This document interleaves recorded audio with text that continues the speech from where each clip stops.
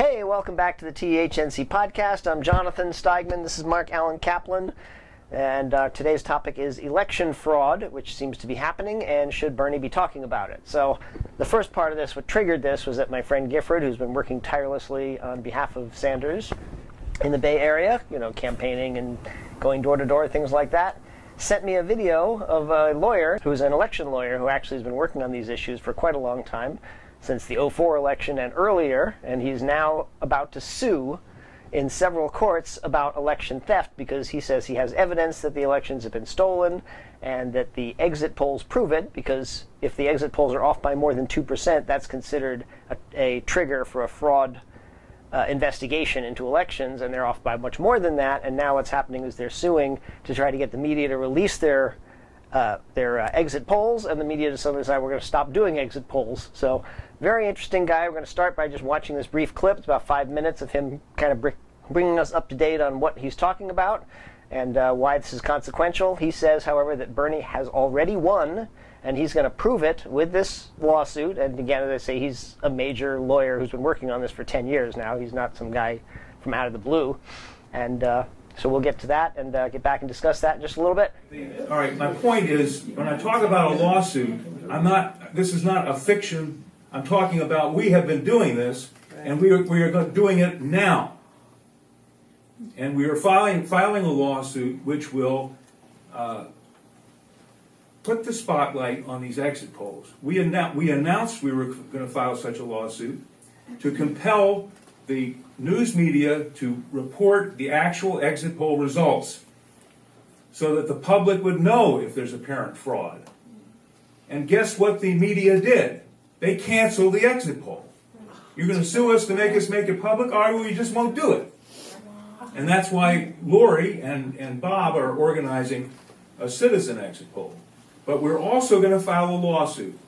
And the lawsuit is going to demand that all of the exit polls, 24 exit polls showing the fraud, now be public, that be published, that they stop suppressing the evidence of crime. All right. Secondly, we have the guy who was investigating the fraud in the 2004 Ohio election, who documented in a book this thick, not only with precinct voting data, but actual ballots. A DVD of the actual ballots that were manipulated. He has been investigating all of these primaries. We have identified which precincts in this country the fraud has occurred, and we will be going into court with a demand to inspect the ballots. We will digitally photograph the ballots, and then we will have ballots. We can count them. We can do it publicly. Everybody can observe or participate. You want to recount them yourself to check it? We'll have them. The fix is on. They've done it. They've stolen again. They're serial vote thieves. And we've got the evidence. We've got the know-how. We've got the experts. We've got the mechanism of courts that understand the problem, and we're going after it. We're going to be filing a racketeering lawsuit. Under the Ohio racketeering law, it's the strongest in the country, and we can bring in every state. Our RICO statute is coextensive with the federal RICO statute, but it's much more aggressive in allowing us to go back in time, and it's a much stronger RICO statute. So they're nailed. So what I can say to you as a lawyer, I will represent you as a lawyer. In my opinion, Hillary Clinton has been used for the purpose of scuttling Bernie Sanders' campaign for president. She's being used, but they've been caught. It's obvious. It's just like Bernie Sanders when he talks about the system is rigged. The elections are rigged. The evidence is clear. Everybody's going to see it, and the game is over. Bernie has won, in fact, and he will win officially before the Republican convention. Yes, sir. You've seen the clip of on election day, as soon as they're able to report the results, they're going to say that Hillary Clinton has enough delegates, she's done, stop counting, it's all over, and everything is for naught. Is there a way that we could stop that? I'm sorry if I've gotten too far away from your question. People can say anything they want, but the facts are facts, and the facts are coming out. And there's no way the Democratic Convention is going to nominate somebody on the basis of obviously stolen votes. And that the facts are coming out, and that's the fact. My apologies. Let me restate what I said. Go ahead. The media will create a fait accompli. Will try to create a fait accompli. And the question is, how do you We are stop the fait suing. accompli? We are suing the media as being complicit in the crime. They are acting as accessories after the fact. They are covering up evidence of criminal activity. It's a crime. And this is going to be submitted by June 6th, so it's coming up really quickly. So that was quite a little thing from this guy, isn't it? Yeah, it's pretty wild, man. Very mind-blowing. So one of the things we didn't show you that was a quite kind of fascinating aha moment, as I don't know if you remember this from the 2008 election, or actually the 2012 election, when Obama was running against Romney and Karl Rove was on Fox News and they announced Ohio for Obama.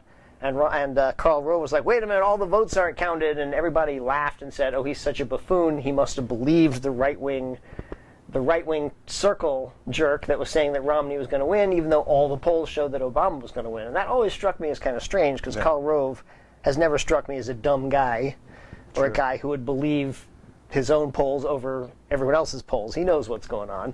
And his explanation is that the election was actually in the can for Romney. They were fraudulently stealing the election for Romney, but this lawyer was actually working with the FBI at the time. They were monitoring the election heavily, and Karl Rove didn't know that the fix had been called off. So he thought the election had been fixed. That's why he reacted the way he did on Fox News, and he didn't know that it wasn't fixed.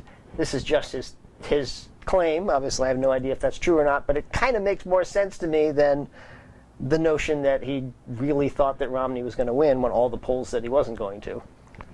Yeah, I mean that election was very interesting in terms of Fox News and how that moment actually kind of was a kind of conservative empire has no closed moment, and you know it actually does make more sense because up to that moment Karl Rove was pretty sharp. And the way he was reacting in front of camera, which up until then he was pretty sharp in terms of his performance.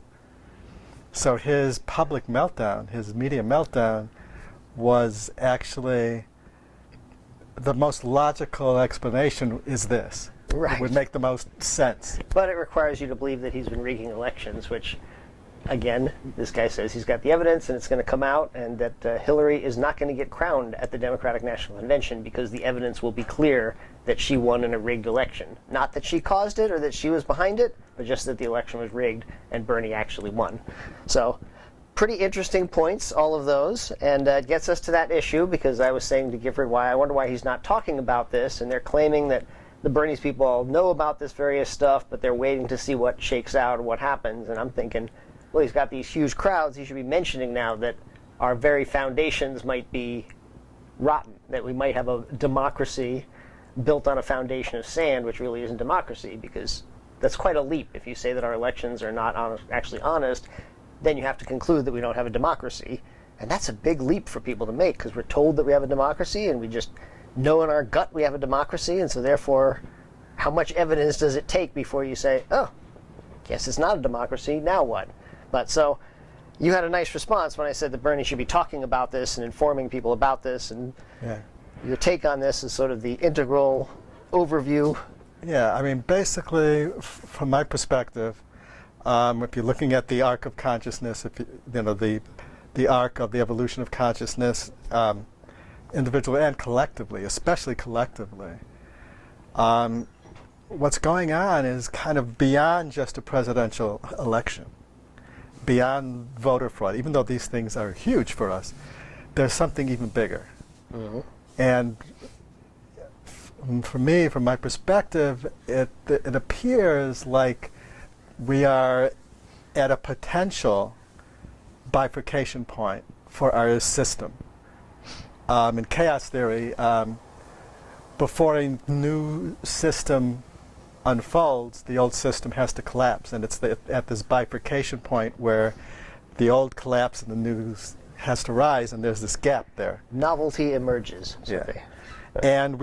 And Bernie is actually either consciously or unconsciously, or a little bit of both, he's on the crest of this wave. And it's beyond just the presidential campaign here. It's people are waking up, and actually his running and what the media is doing by not covering him, by a lot of the stuff they're doing, by how they're covering the votes being tallied. I mean, all of this stuff is actually exposing themselves. Mm-hmm. So in a way, it's kind of like if I was Bernie Sanders or his campaign people, what I would try to do is try to kind of ride this wave for as long as you can, and try to, when the moment is right for to bring something out into the field, is very tricky. Mm-hmm. Because number one, we have some information, but we don't have all the information. The people on the Sanders campaign probably has information that nobody else has either. And so you got to kind of like figure out, like, you know, where is the most information gathering possible, and then also to try to sense where the zeitgeist is and when to move. Now, he's riding a zeitgeist wave, and that makes decision making very, very tricky. Mm-hmm. It's not so cut and dry. For example, in this kind of process that's going on, when he says something, he's got to hit it just the right moment for it to hit. Mm-hmm. You know, and so far he's been doing great. So it's like, Well, he hasn't said that many different things. He's kind he's of been taken keeping on, to the message, keeping the energy going, and so far that's worked. And when he goes off, and when he shifts into something like this, is it's a precarious thing, because you don't want to lose touch with the wave.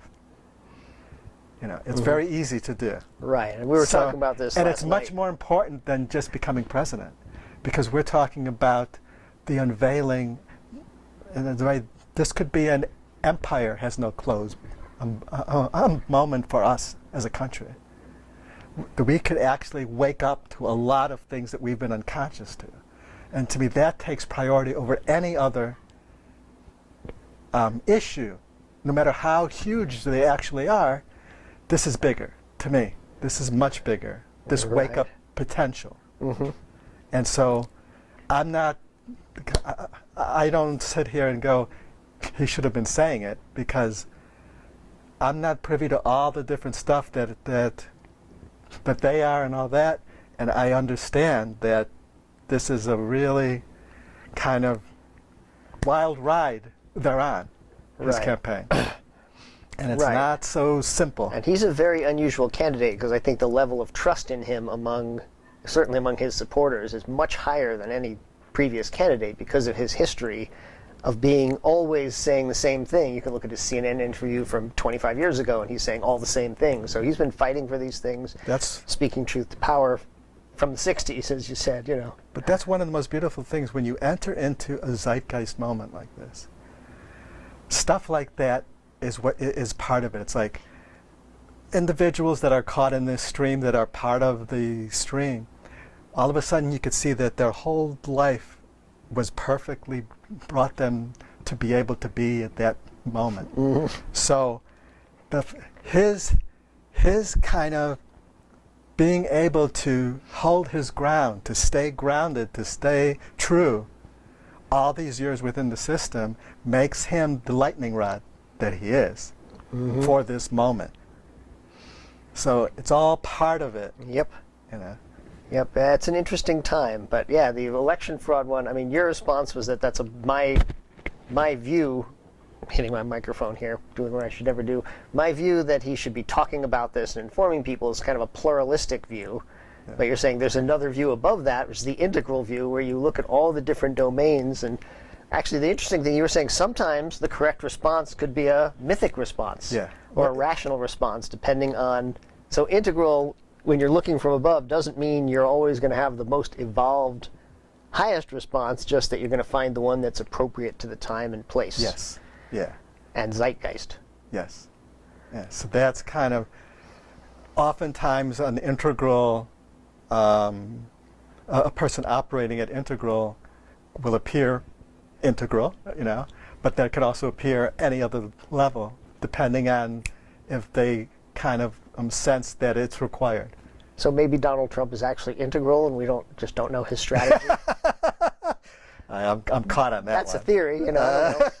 But I mean, you can see how someone from outside could look at this and say you're just projecting. How do you know if he's integral? I don't know if he's integral or how much of this is conscious, but you're probably right that they have to pick their battles, and they're like, this is working, this is getting in attention and energy and just uniting people. And well, for example, building a if movement. You're dealing with a mythic situation, and you understand that someone at the mythic level of consciousness only sees black and white, right and wrong, and trying to communicate them through shades of gray just doesn't work. Mm-hmm. So you have to kind of like deal with them at their level, right? Or else you're not going to get anything. Right, and he's actually been pretty good at that as well in a certain way. He's been very clear, we shouldn't allow private companies to run our prisons. We shouldn't allow the healthcare system to... So he's not really addressing individuals, but there's definitely... He's appealing to the people who just hate the healthcare system or hate corporations or hate these things. Well, he is kind of basically, his message is an integration of mythic, rational, and pluralistic. Mm-hmm. So he's got the right, wrong. This is wrong, man. It's wrong. That healthcare is a right, not a privilege. It's wrong. That's wrong that people don't have it. Yeah. That's a binary thing, and right. So it's like that's the mythic, and the rational is, this is the truth. This is, this is the situation. This is happening. This is happening. This is happening. And for us to fix it, we need to do this, this, and this. If you listen to a lot of his speeches, he's very pragmatic in terms of how he wants to fix things. Mm-hmm. So it's very rational, And then the pluralistic, it's the way he talks. My brothers, my sisters, uniting everyone. And the way he is, he's reaching out to the Native American communities, to all these communities. Yep, bringing Cornel West on board, which is amazing. So he is kind of really integrating the three levels, which can also be part of the attraction to him too. That's why also some a lot of independents and even some Republicans are drawn to him as well. Mm-hmm. Number one, because the mythic level respects consistency. And so even if a Republican doesn't agree with Bernie Sanders, now I have to be clear here. Not all Republicans are pure mythic. Mythic is, you could see it in the extreme, the fundamentalists, also the you said neoconservative, the military. The Tea Party. You said military is mythic. Military mythic rational. Is mythic rational. But you could see how integrity... Military culture. Military culture. You can see how integrity, consistency, ethics... Valor. All of those things are mythic. But for Bernie, you have integrity, consistency, ethics. Those are actually very noble qualities that very few other people have in Congress on either side. So yes, and that's why he can draw in some conservative voters, because they can respect that. Mm-hmm. And then finally, we'd be remiss if we didn't talk again about the media. We kind of mentioned this before, how the media has been working against Bernie's interests quite deliberately, and one of the biggest ones, and this one has been widely publicized now, so they've been caught at it, is listing the superdelegates as if they count as delegates, when it's actually an undemocratic system with all these people who are elected or who pledged for Hillary before any votes were cast, and the media pushed this thing of, well, she's already got a 500 delegate lead over Bernie, she's the inevitable winner, and today is the California primary is happening right now, even as we film this, and you know they're going to say, they've already announced that she's clinched the nomination because she has the delegates, but they're including superdelegates who aren't actually pledged until the Democratic National Convention, and also these superdelegates who, again, are undemocratically chosen. A lot of them are lobbyists for Goldman Sachs, for Fox News. Hillary has a delegate.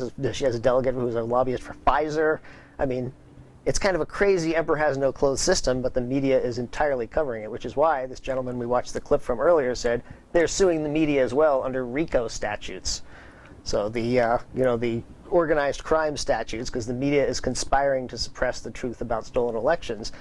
But they're also very openly suppressing the truth about Bernie, suppressing his massive crowds, saying his plans don't have any possibility of working, even though they've been rather extensively vetted by economists, and a lot of economists say they'll work fine, just not the ones who are on Hillary's team. In terms of my perspective on that, I would say that it's probably high odds that some members of the media are conscious of what they're doing. But I also, you have to also understand that there is a kind of collective trance in the media too. So a lot of the people, the reporters, and a lot of the people who work in the media, a lot of them may not be conscious of this. They can be. They're part of the group think, and it's very, very subtle, very hard to wake up, especially, as we talked about before, if your paycheck depends on it. Mm-hmm. And there's a lot, so there's a lot of cognitive dissonance that could be happening inside the media itself. Mm-hmm. So perhaps the power brokers, the heads of the companies that, the heads of the conglomerates or some of the people involved, may be actually doing this consciously. But the odds of all of those people who work for these big conglomerates doing it consciously is pretty low. Right. The highest odd is that there's a group think going on where they can't perceive what they're actually doing. Sure. I think that goes on everywhere. Yeah. The emperor has no clothes applies to all of us, really. Yeah. It's just unpacking those things and finding them. But in this case, because the media also has major effects on consciousness, they kind of set the agenda less and less now, especially with people under 30, because people under 30 are online and getting their news from sources other than big newspapers and TV news. So it's kind of been an interesting bifurcation, too, between people who are in the old world who consume old school media and people who no longer consume that because they realize that the view is extremely slanted. This is part of the whole bifurcation point we're talking about here. Because as the media kind of tries to hang on to the old system, it's revealing itself. Okay, and so that alone is kind of like it's the act of trying to hang on to its old ways, to its structures, is actually what's helping to cause its deterioration. And so we're seeing it more.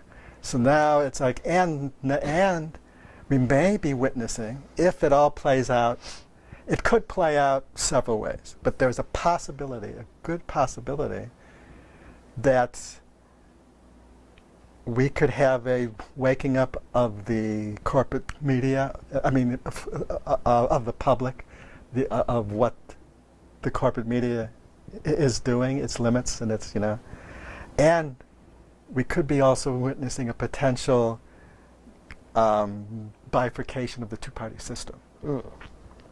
Which seems to be happening. Because Trump and because what's happening on both sides can be really seen as a process of deconstruction of both the Republican and Democratic parties. Yep, which is simultaneously. Fabulous, which is fabulous. That's because the zeitgeist is obviously so right now for something new. Corporate media, the two parties are in a deconstructive process. and we're in the middle of it. Right, And and- Bernie's actually in the center of it too. Right, and that process might extend more outwards. We were talking yesterday also, we'll just maybe wrap with this, that the Pentagon and NSA spend $5 billion a year on public relations, which is to say propaganda around the world to try to change people's opinion. And we can either assume they're entirely incompetent and that has no effect, or we can realize that, or assume that it probably has some effect and that they have some way of measuring that, and then it's perfectly legitimate to say what of the information we have around us is actually valid, how much of it is just propaganda, and how much of it is real. And even when you talk about media assets, $5 billion is a crazy amount of money. I mean, you can have a lot of media assets planted at major media, and you could be a conspiracy theorist, but $5 billion is a lot of money. So there are many things coming apart now, many things being exposed, it seems, and it's a pretty exciting time. But again, this is the California primary. We don't yet know the results. By the time you watch this, you probably will. So, And I have to say that a lot of this could also be fear, because change is scary. So, it's important to remember that what's going on is there's a lot of maybe unconsciousness that is now being uncovered. There's a lot, in the old system, a lot of people are caught. Even if they start to wake up, it's very easy for us to get caught in fear, because anything that's not what we're used to, it can scare us. well, especially because the truth, as it seems to be revealed, is actually quite scary, both in terms of the idea that the U.S. isn't a democracy, which seems clearer and clearer from scientific evidence, the studies that showed that the public's views barely ever had any effect on policy, whereas the views of the top 10% did have an effect on policy. And then we also have election fraud issues. So with all these different issues, the idea that we might not be a democracy is very disturbing to people. But also, on top of that, as we referred to the last time, we have existential crises that the human race has to deal with. And when you start to wake up to this whole idea that the will of the people isn't being harnessed towards the greater good, and that all of us are somehow diverting all of our energies towards the profits of a small number rather than creating a better world for everybody, which we actually now have to do. It's not optional. We have to create a better world. We have to attack climate change. We have to all these things. So If we want to survive. if we want to survive, right, if we don't, it's all good. So good luck, Bernie. All right. Got anything else to add? Well, no matter what happens today in the primaries and all that, we still have this wave, this zeitgeist wave. And, This wave will go on. And so I just put out there in the universe that I'm all for us waking up, man. I agree with that. Amen, brother. I also want to say, too, that I hope Bernie, if he loses, doesn't concede and try to swing his supporters towards Hillary, because I think he's threatened to do that because on the grounds that Trump is so dangerous. But I think Hillary and Trump are both dangerous. Trump's probably more dangerous, but I have the advantage that I'm not going to be on the other end of her cruise missiles or her drug war, all these other things that she could continue. So I hope he continues this movement. I hope he takes his fight to the convention. I hope this lawsuit goes forward and we realize that the election was stolen. And there's always hope. It's a very hopeful time, actually. Yeah. Yeah. A lot of potential here. A lot of potential. Peace out. We'll see you next time. Thanks so much for watching.